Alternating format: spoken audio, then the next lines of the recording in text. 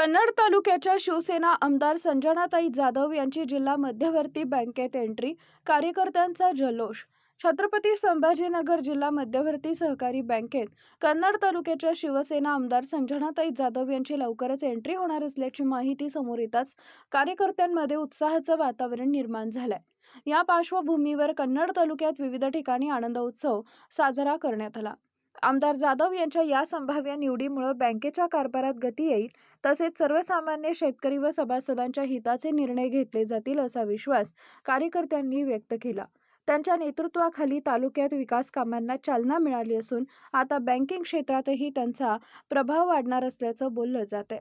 या निर्णयाच्या स्वागतार्थ शिवसेना पदाधिकारी व कार्यकर्त्यांनी फटाके फोडून घोषणाबाजी करत जल्लोष साजरा केला.